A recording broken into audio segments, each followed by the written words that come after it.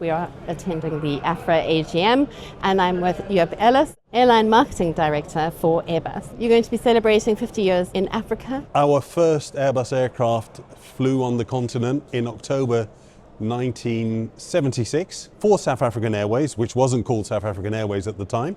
And so next year that will be 50 years. Now we've come a long way since then. Today we have probably around 40 different airlines flying around 240 of our aircraft on behalf of the continent, so not just on the continent but also to outside of the continent. With the future predicted growth, what is Airbus' strategy for the continent? We do what we call a global market forecast, the GMF, which is a 20-year forward-looking projection, which tells us that over the next 20 years, passenger traffic to, from and within Africa will actually double. But we see a requirement for 1,500 new aircraft for the airlines on the continent, of which 80%, so say 1,200 would be single aisles, which is really the workhorse, and 20% would be wide bodies. That's a lot of growth, that's a lot of increase, and to support that, we've actually recently opened our Johannesburg office, which is not a commercial office, it's actually a customer support center, supporting this growth, supporting the airlines, but also upskilling. Right now, a lot of the staff are not from the continent, but we're bringing in more and more people. The idea being to focus on upskilling, focus on training, and also focus on development of the infrastructure of the ecosystem. So we have somebody dedicated to helping more airlines set up, beyond just flying the aircraft, also setting up their own maintenance organizations. This obviously then translates into, that's the number of aircraft we need. Mm-hmm. How many pilots do we need? Very good question, and we actually publish what we call a global services forecast, where we look at the requirement in terms of pilots, in terms of technicians, in terms of, not always considered as glamorous, but also the cabin crew, and also the services that we can provide to our aircraft, be it in terms of optimization of the performance, improving the cabin. An airline, when they order an aircraft, it has a brand new cabin. After about 7 or 8 years, many airlines would like to actually refresh the cabin, change it. The market demands might have changed. Yeah. So now in terms of pilots, I'm struggling to recall the exact numbers, but I think it was about 25,000 more additional pilots needed on the continent over the next 20 years. I believe that you guys are also looking quite significantly at pilot training. Our aircraft are fly-by-wire, and we have what we call cross-crew qualification and mixed fleet flying. So for a pilot to transition from a 320 pilot to a 330 or a 350 pilot is not a full type rating, it's 8 days of training.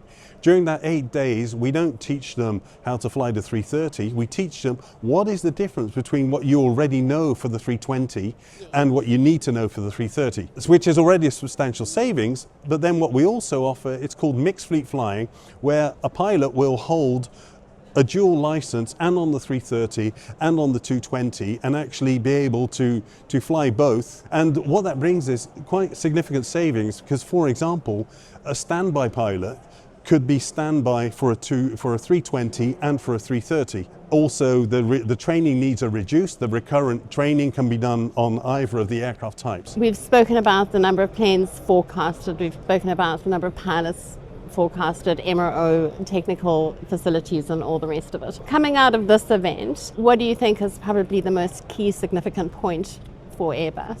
The key significant point for us is to keep listening to our customers. Our day-to-day is not trying to sell more airplanes, it's helping the airlines operate our aircraft sustainably, not just from a decarbonisation perspective, but also economically sustainable. You've brought up an interesting point, because that's a big topic in itself, sustainable aviation fuels. Mm-hmm. What's the agenda there? I prefer to talk about decarbonisation, because sustainable aviation fuels is only part of the equation, and it's one of the 5 pillars of decarbonisation.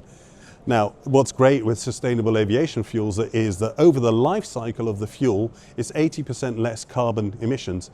And by 2030, all our aircraft, every single one of them flying, will be able to use 100% SAF. We also have the things, what could we be doing today? What could we be doing better? So we look at flight operations, we look at better use of the airspace, we do things like single engine taxi.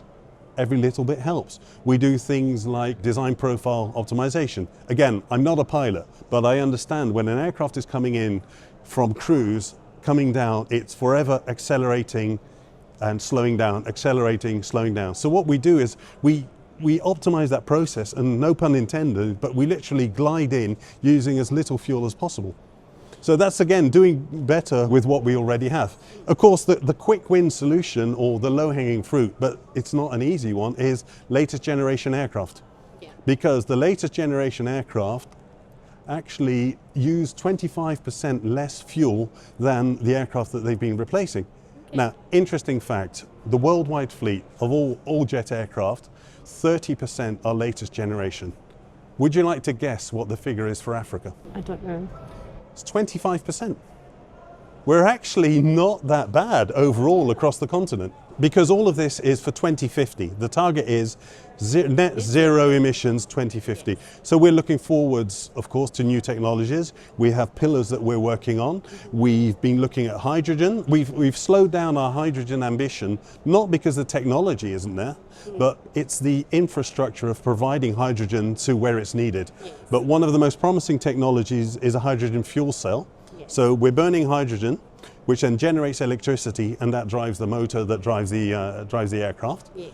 And of course, we're always looking at improving our product. So we're also looking at a new generation aircraft, probably coming online from about 2035. And again, with an objective of a 20% fuel savings compared to what we have today. Which already has the fuel savings. Which already has the fuel savings. savings, That's quite significant. Yeah. And all the data and the forecasting that you do, and then the data and the forecasting that the airlines do, that the associations do, and I'm assuming that somewhere loosely this information is shared. When we talk about right-sizing a fleet for short-haul, regional, and then long-haul, extra long-haul, is that how you've defined what your planes are going to look like in the future? We are fortunate that we have a product line that goes from 100 seats to 490 seats. From the 220-100 right up to the 350-1000. So when I go and talk to my airline customers, I don't say you need a 220, you need a 320, actually you need a 321 XLR because that's going to fly 9 hours. I'm going to sit with them with my network experts and say, let's look at the forecast data to see what you need. We look at what size of airplane you need and how far it should be able to fly. And then we see what aircraft that compares to.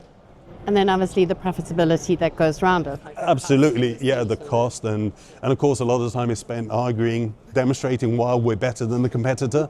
But that's all part of the, that's all part of the, I'm not going to say the game, but that's all part of what we do.